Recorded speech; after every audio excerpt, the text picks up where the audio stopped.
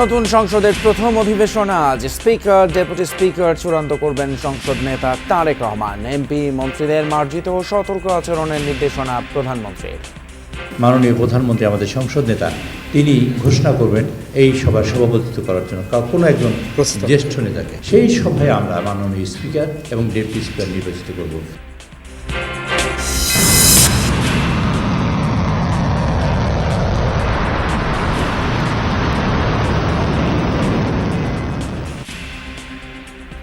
দুই ton ওয়ারহেডবাহী missile ছুড়ল Iran. ইসরায়েলে ব্যাপক ক্ষয়ক্ষতি। হরমুজের দখল রাখতে মাইন স্থাপন তেহরানের। বোমা মেরে সচলের চেষ্টা যুক্তরাষ্ট্রের। জ্বালানি নিয়ে চট্টগ্রাম বন্দরে ফিরছে একের পর এক জাহাজ। চলছে খালাস। অতিরিক্ত ডিজেল সহায়তা চেয়ে ভারতকে চিঠি। পাম্পে তীর খোলায়। আসা তো উত্তরখান থেকে আমি এখানে আসতাম সরাসরি, খিলকে তো পাই নাই, তো আমরা এখানেও পাচ্ছি না। 1 লিটার 150 টাকা, এর বেশি কোনো পাম্পে তেল দেয় না। রাইড শেয়ার করে চলি, তারা তো খুব ক্রাইসিস অবস্থায় পড়ে গেছে।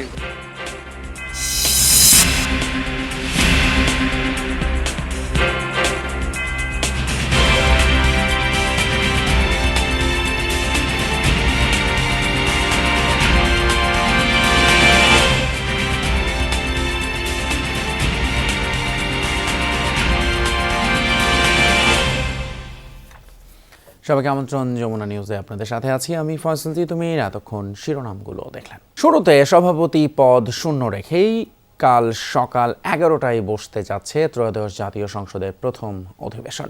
প্রধানমন্ত্রীর পক্ষ থেকে সভাপতির নাম প্রস্তাবের পর তা চূড়ান্ত হবে। সংসদের সভাপতির সভাপতিত্বেই নির্ধারিত হবে স্পিকার এবং ডেপুটি স্পিকার। রাষ্ট্রপতি শপথ পড়াবেন তাদের। সরকার দলীয় সংসদীয় দলের সভা শেষে এসব কথা জানিয়েছেন চিফ হুইপ নুরুল ইসলাম মনি। স্থানীয় সরকার মন্ত্রী মির্জা ফখরুল ইসলাম আলমগীর জানান, সংসদ নেতাই সুপারিশ করবেন স্পিকার ও সভাপতির নাম।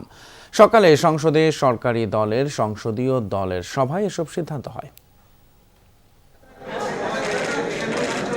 ত্রয়োদশ জাতীয় সংসদ অধিবেশন শুরুর আগের দিন অনুষ্ঠিত হল সরকার দলীয় সংসদীয় কমিটির সভা, যেখানে সভাপতিত্ব করেন সংসদ নেতা ও প্রধানমন্ত্রী তারেক রহমান। সকাল 11টায় শুরু হয়ে এই সভা শেষ হয় দুপুর 1টায়, যেখানে বিএনপি দলীয় সংসদ সদস্যদের নানান করণীয় নিয়ে আলোচনা হয়। সংসদ সদস্যদের দায়িত্বশীল মার্জিত আচরণ করার পাশাপাশি গণমাধ্যমের সঙ্গে কথা বলার ক্ষেত্রে সতর্কতার মতো প্রয়োজনীয় দিক নির্দেশনা আসে সংসদ নেতার তরফ থেকে।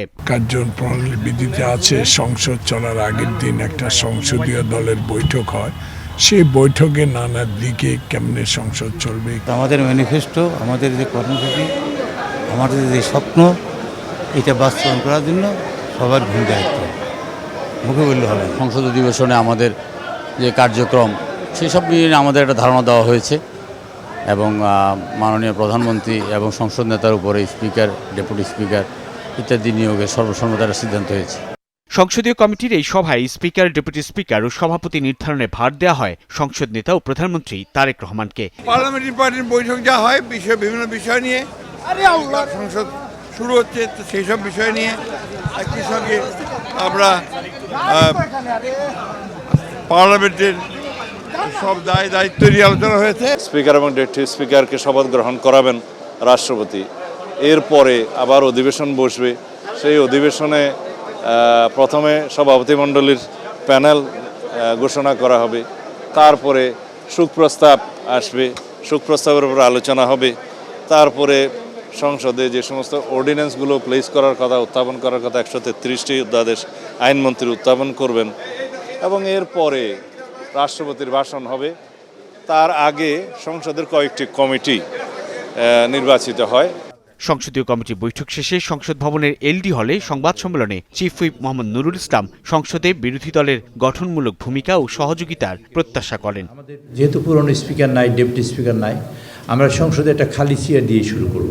মাননীয় প্রধানমন্ত্রী আমাদের সংসদ নেতা, তিনি ঘোষণা করবেন এই সভার সভাপতিত্ব করার জন্য কোনো একজন জ্যেষ্ঠ নেতাকে। সেই সভায় আমরা মাননীয় স্পিকার এবং ডেপুটি স্পিকার নির্বাচিত করব। স্পিকার এবং ডেপুটি স্পিকার নির্বাচনের ক্ষেত্রে আমরা সংসদ নেতাকে দায়িত্ব দিয়েছি, সিদ্ধান্তটা তিনিই দেবেন। ত্রয়োদশ সংসদের প্রথম অধিবেশনের মেয়াদ নিয়েও আলোচনা হয় সংসদীয় কমিটির সভায়, তবে তা নির্ধারিত হবে 15 মার্চ সরকার দলীয় সংসদীয় কমিটির পরবর্তী সভায়। মহান জাতীয় সংসদ, যে সংসদে সাধারণ জনগণের জনপ্রতিনিধিত্ব নিশ্চিত করার জন্য রাজনৈতিক দলগুলোর কত আন্দোলন সংগ্রাম কিংবা রাজপথে টান টান সেই সব উত্তেজনা, অবশেষে গণঅভ্যুত্থানের পর একটি কার্যকর জাতীয় সংসদ দেখার প্রত্যাশায় সাধারণ মানুষ। সুষ্ঠু নির্বাচনের মধ্য দিয়ে বা গ্রহণযোগ্য নির্বাচনের মধ্য দিয়ে যে ত্রয়োদশ জাতীয় সংসদ গঠিত হলো, সেটির প্রথম অধিবেশন অনুষ্ঠিত হতে যাচ্ছে বৃহস্পতিবার। যেই অধিবেশনের মধ্য দিয়ে বাংলাদেশে নতুন সংসদীয় গণতন্ত্রের যাত্রার সূচনা হবে বলে মনে করছেন সাধারণ মানুষ। আর সেই সাধারণ মানুষ প্রত্যাশা করছেন এই সংসদ হয়ে উঠবে কার্যকর, সঠিক আইন প্রণেতাদের দায়িত্বশীল ভূমিকায় বাংলাদেশ হয়ে উঠবে গণতান্ত্রিক। সাইফুদ্দিন রবিন, যমুনা নিউজ, ঢাকা। জুলাই সনদের আলোকে ডেপুটি স্পিকার সহ সকল পাওনা বুঝে নিতে চায় বিরোধী দল, অন্যথায় নয়। গণভোটে পাশ হওয়া সব প্রস্তাব বাস্তবায়নে সংসদের পাশাপাশি রাজপথেও ভূমিকা রাখার কথা জানিয়েছেন বিরোধী দলীয় নেতা ডাক্তার শফিকুর রহমান।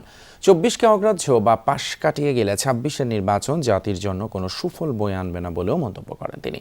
আর বিরোধী দলীয় চিফ হুইপ নাহিদ ইসলাম বলেছেন, সরকারি দলের সংবিধান সংস্কার পরিষদের শপথ নেয়ার দাবি অব্যাহত রাখবেন তারা।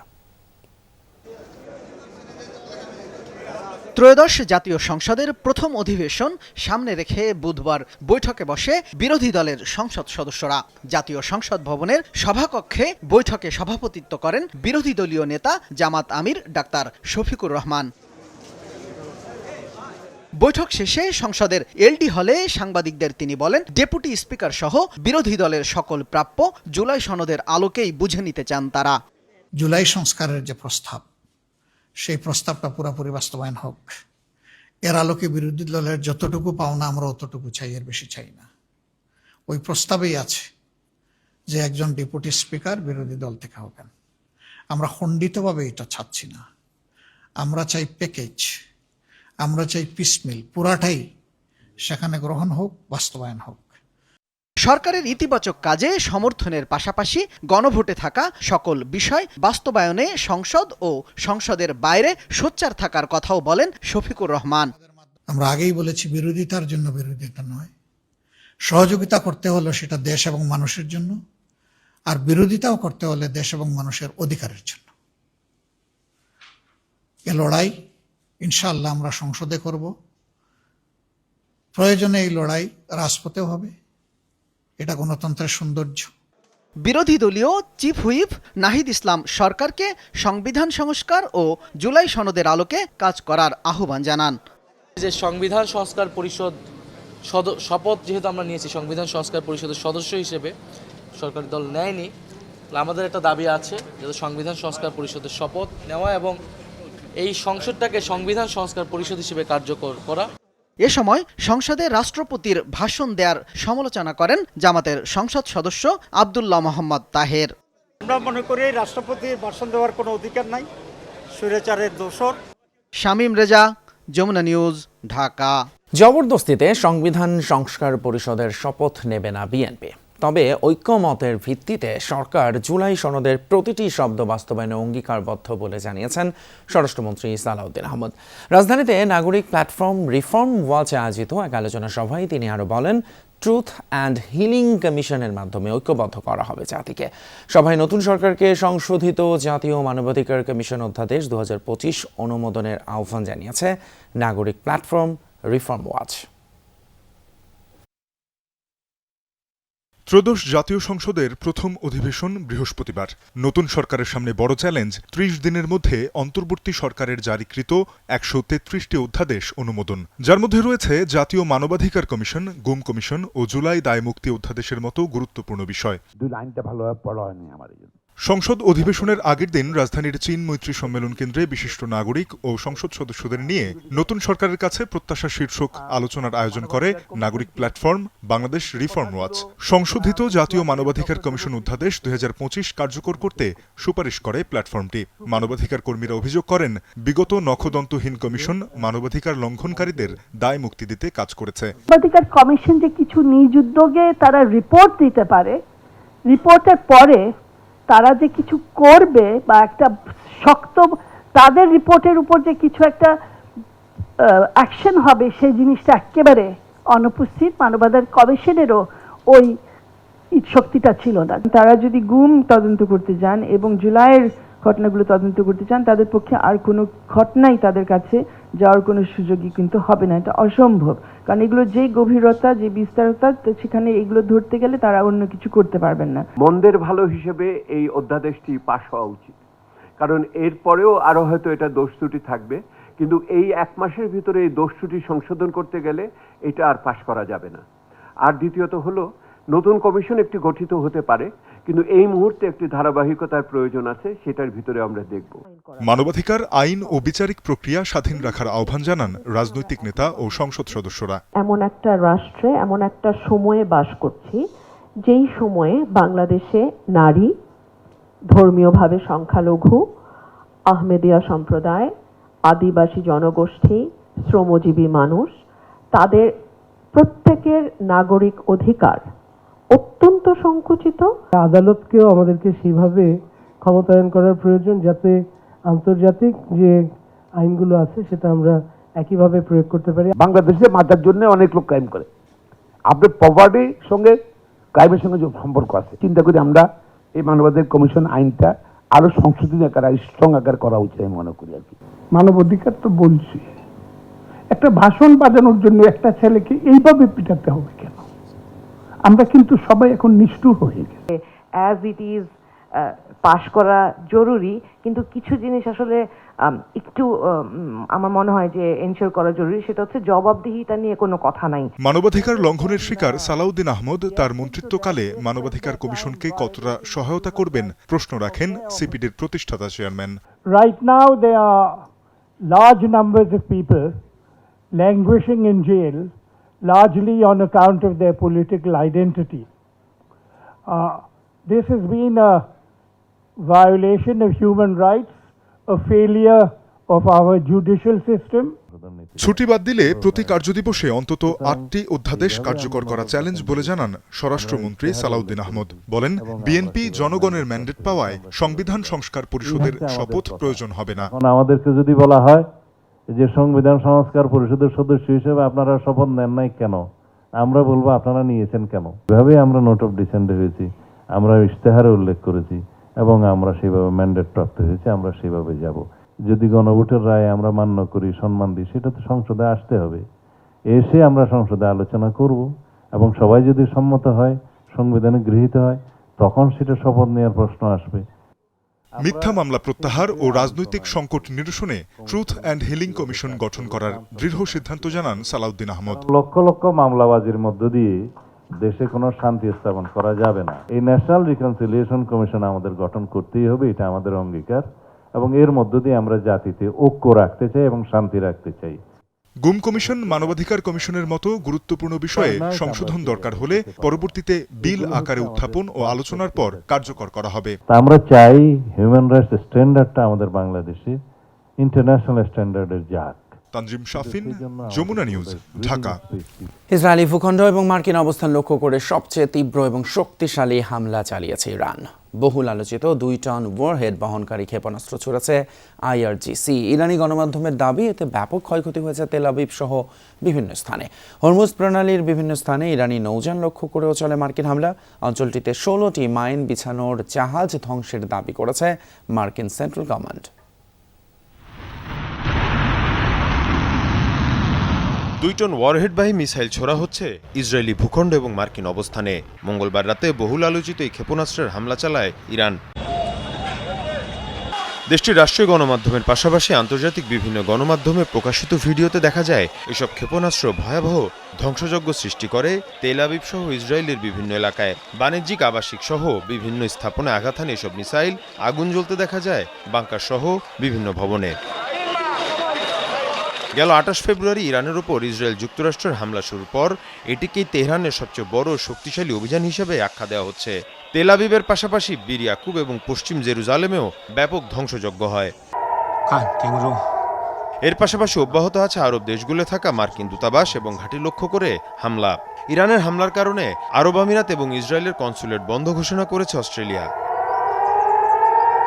এদিকে আরব আমিরাতের উপকূলে একটি জ্বালানি ট্যাঙ্কারে বিস্ফোরণ হয়েছে। ধারণা করা হচ্ছে ইরানের ছোড়া ড্রোন অথবা মিসাইলের আঘাতে এই বিস্ফোরণ। এ অবস্থায় ইরানি ভূখণ্ডেও হামলার পরিধি বাড়িয়েছে ইসরায়েল যুক্তরাষ্ট্র। তেহরানের মেহরাবাদ বিমানবন্দর লক্ষ্য করে চালানো হয় ক্ষেপণাস্ত্র হামলা। এর পাশাপাশি ইরানের রাজধানীর আবাসিক এলাকাগুলো চলছে ক্ষেপণাস্ত্র এবং বিমান হামলা। এছাড়াও কোম, নাতাঞ্জ এবং ইস্পাহানেও ভয়াবহ হামলা চালিয়েছে মার্কিন বাহিনী। বিভিন্ন এলাকা সড়ক জুড়ে মরদেহ ছড়িয়ে ছিটিয়ে থাকতে দেখা যায়। এদিকে হরমুজ প্রণালীর বিভিন্ন স্থানে ইরানি নৌযান লক্ষ্য করেও চলে মার্কিন হামলা। অঞ্চলটিতে 16টি মাইন বিছানোর জাহাজ ধ্বংসের দাবি করেছে মার্কিন সেন্ট্রাল কমান্ড। এর পাশাপাশি ইরানের ড্রোন এবং মিসাইল লঞ্চিং প্যাডেও হামলা চালায় ইসরায়েল। বিমান থেকে ছোড়া হয় একের পর এক ক্ষেপণাস্ত্র। মীর মুশফিকা হাসান, যমুনা নিউজ। অন্যদিকে ইরানের সাথে চলমান যুদ্ধ শিগগিরই শেষ করার ইঙ্গিত আবারও দিয়েছেন মার্কিন প্রেসিডেন্ট ডোনাল্ড ট্রাম্প। বুধবার ইসরায়েলি গণমাধ্যম চ্যানেল 12কে দেয়া এক সাক্ষাৎকারে কথা জানান মার্কিন প্রেসিডেন্ট, যার বরাতেই তথ্য নিশ্চিত করেছে কাতার ভিত্তিক সংবাদ মাধ্যম আল জাজিরা। ট্রাম্প জানিয়েছেন, ইরানের ধ্বংস করার মতো আর কিছুই বাকি নেই। লড়াই থামানো কিংবা চালিয়ে যাওয়া দুটি এখন নির্ভর করবে তার ইচ্ছের উপর। অন্যদিকে ইসরায়েলি আরেক সংবাদ মাধ্যম টাইমস অফ ইসরায়েলকে দেয়া এক সাক্ষাৎকারে দেশটির প্রতিরক্ষা মন্ত্রী ইসরায়েল কাটজ জানিয়েছেন, লক্ষ্যে পৌঁছে বিজয় নিশ্চিত না হওয়া পর্যন্ত যুদ্ধ চলমান থাকবে। সরকার জ্বালানি সরবরাহ স্বাভাবিক বললেও রাজধানীর বেশ কয়েকটি ফিলিং স্টেশন তেল সংকটে বন্ধ রয়েছে। তেল না থাকায় প্রায় 2 দিন ধরে বন্ধ রয়েছে কয়েকটি ফিলিং স্টেশন। আর এমন অবস্থা চলতে থাকলে ঈদযাত্রায় সংকট দেখা দেবে বলে জানিয়েছে পেট্রোল পাম্প ওনার্স অ্যাসোসিয়েশন। পাম্পগুলোতে ব্যাপক নিরাপত্তা সংকট তৈরি হয়েছে বলেও দাবি তাদের। এদিকে চট্টগ্রাম বন্দর সীমানায় 6টি জাহাজ থেকে বুধবার জ্বালানি খালাস হয়। রাতে হাইস্ট হলে 12টা থেকে 12:30 ভিতরে ফুয়েল শেষ হয়ে যায়। আর পর্যাপ্ত পরিমাণে চাপের কারণে আমরা ফুয়েলটা ঠিকমতো পাচ্ছি না। 1 লিটার 150 টাকা, এর বেশি কোনো পাম্পে তেল দেয় না। সিরিয়ালে আমরা তেল পাই নাই, তেল আনা অনেকে। আজকে তেল আনবো এই আপনার ইফতারের পর। মোটরসাইকেলে যে বিভাজন করছে, এইটা ভাই আমাদের পক্ষে নিয়ন্ত্রণ করা সম্ভব হয় না। হয় সবাই 5 লিটার করে দেন, আর না হলে 400 টাকা করে দেন, সবাই নাহলে 300 টাকা করে দেন। সবাই একই ফিগার রাখতে হবে। আপৎকালীন সময়ের জন্য ভারতের কাছ থেকে অতিরিক্ত ডিজেল চেয়ে চিঠি দিয়েছে বাংলাদেশ। বুধবার সচিবালয়ে বিদ্যুৎ এবং জ্বালানি মন্ত্রী প্রতিমন্ত্রীর সাথে ভারতীয় হাইকমিশনারের বৈঠকে চিঠি হস্তান্তর করা হয়। মন্ত্রী ইকবাল হাসান মাহমুদ বলেন, চাহিদা অনুযায়ী কতটা দিতে পারবে ভারত সেই সিদ্ধান্ত তারা নেবে। ভারতীয় হাইকমিশনার বলেন, বিষয়টি তার দেশের সর্বোচ্চ পর্যায়ে জানানো হবে। আপৎকালীন অবস্থার জন্য আমরা বলছি যে আমাদের একটু তেল বাড়ায় দেওয়ার জন্য। এখন তারা ডিসাইড করে কতখানি বাড়াবে। দুই দেশের জ্বালানি সম্পর্ককে আরও শক্তিশালী করার বিষয় নিয়ে আলোচনা হয়েছে। আনুষ্ঠানিকভাবে ভারতের কাছে বাড়তি জ্বালানি সহযোগিতা চেয়েছে বাংলাদেশ। বিষয়টি বিবেচনার জন্য সরকারকে জানানো হবে।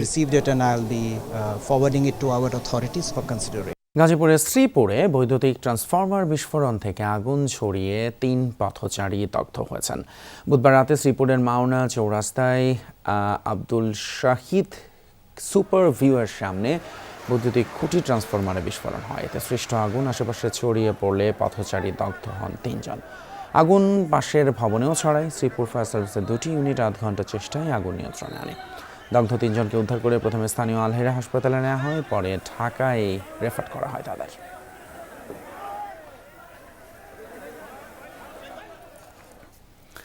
ইরানের নারী ফুটবল দলের আরও 2 সদস্যকে মানবিক ভিসা দিয়েছে অস্ট্রেলিয়া সরকার। গেল সপ্তাহে দক্ষিণ কোরিয়ার বিপক্ষে ম্যাচের আগে জাতীয় সঙ্গীত গায়নি তারা। ঘটনাটি ইরানে ব্যাপক সমালোচনা জন্ম দেয়। ইরানের এক রক্ষণশীল ভাষ্যকার তাদেরকে বিশ্বাসঘাতক আখ্যা দেন। কঠোর শাস্তির দাবিও জানানো হয়। আর এই ঘটনার পরপরই ইরানের ওই নারী দলের নিরাপত্তা নিয়ে শঙ্কা তৈরি হলে 5 জনকে মানবিক ভিসা প্রদানের সিদ্ধান্ত নেয় অস্ট্রেলিয়া। এরপর আরও 2 জনকে এই প্রস্তাব দিয়েছে তারা। এছাড়া ইরানের কয়েকজন এই প্রস্তাব গ্রহণ করেননি। এই ভিসা পাওয়া ব্যক্তিরা দেশটিতে বসবাস, কাজ এবং পড়াশোনা করার সুযোগ পেয়ে থাকেন। গ্রুপ পর্বে 3 ম্যাচের সবকটি হেরে গত রোববার টুর্নামেন্ট থেকে বিদায় নিয়েছে ইরান। দলটি এরই মধ্যে ইরানে ফেরার পথে কুয়ালালামপুরে পৌঁছেছে। এই ছিল যমুনা নিউজ এখনকার মতো। এতক্ষণ সাথে থাকার জন্য ধন্যবাদ আপনাদের সবাইকে।